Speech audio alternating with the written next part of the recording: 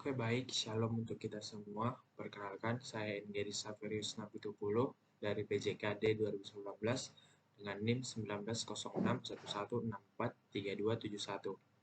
Nah, pada video kali ini, saya akan menjelaskan mengenai beberapa permainan-permainan outbound yang dapat dilakukan dalam jenjang tingkat SD sampai tingkat perguruan tinggi. Nah, di sini saya memberi nama kegiatannya yaitu permainan outbound.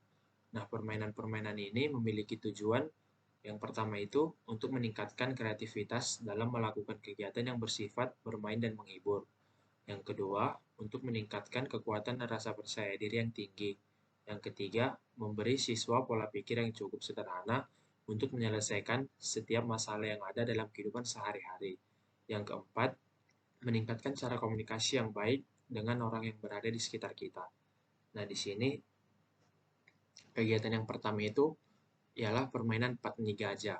Nah, itu dalam bahasa daerah. Kalau bahasa Indonesianya itu permainan kaki gajah.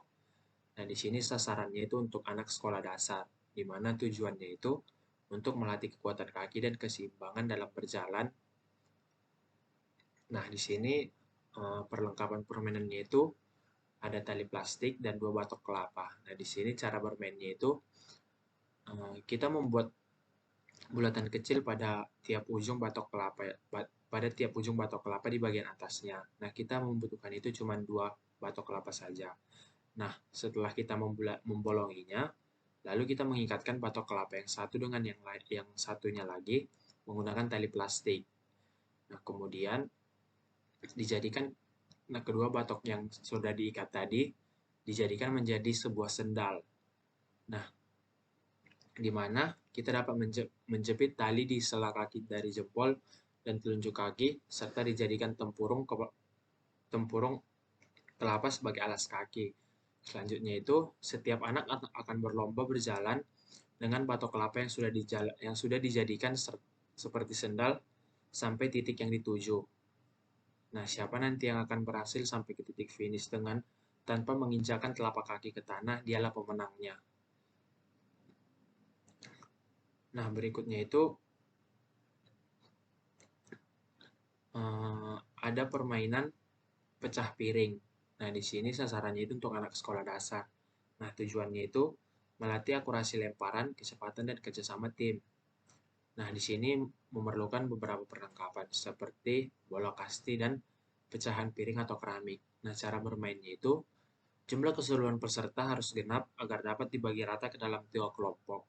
Sebelum bermain, jumlah keramik biasanya disesuaikan dengan kesepakatan di setiap kelompok. Maksudnya itu jumlah keramik yang ingin disusun itu dapat ditentukan dari kedua kelompok yang ingin bertanding. Bisa 6 sampai 10. Kemudian 2 orang menjadi pemimpin kelompok yang akan memilih siapa saja yang akan menjadi anggotanya.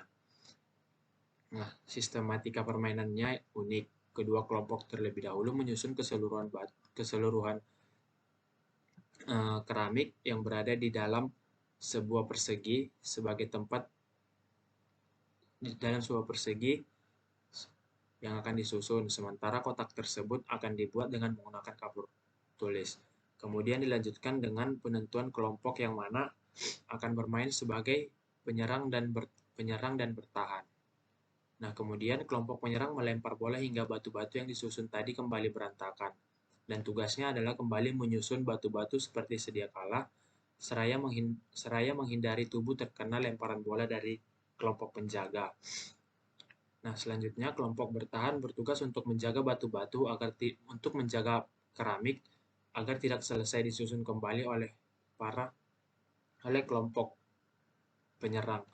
Nah, kelompok bertahan juga bertugas untuk menyerang kelompok penyerang dengan cara melempar bola sehingga mengenai kelompok penyerang. Bila semua kelompok menyerang terkena lemparan bola sebelum keseluruhan keramik tersusun, maka permainan usai dan kelompok bertahanlah yang menjadi pemenangnya, dan sebaliknya. Nah, dalam setiap permainan selalu ada peraturan agar ketika permainan tersebut berlangsung, kedua tim bisa bermain dengan sportif. Dalam permainan pecah piring, peraturan bisa ditentukan dengan mematuhi peraturan yang ada atau bisa saja dibikin peraturan yang baru. Nah, yang ketiga itu permainan tara tintin. Nah, sasarannya itu untuk anak sekolah menengah pertama atau anak SMP. Nah, cara bermainnya itu dimainkan dengan 5-10 anak, kemudian salah satu dari mereka menjadi sebuah penjaga untuk mencari teman lainnya yang bersembunyi. Tempat persembunyiannya tidak boleh jauh dari tempat permainan. Berikutnya, penjaga menghadap ke pohon atau tembok dengan mata tertutup.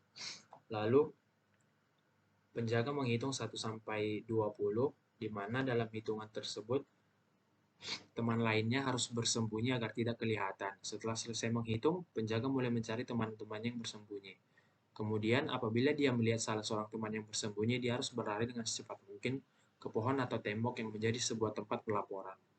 Apabila penjaga duluan sampai, maka ia memenangkan 1 poin. Sebaliknya, apabila teman-teman yang duluan sampai, maka penjaga kalah 1 poin.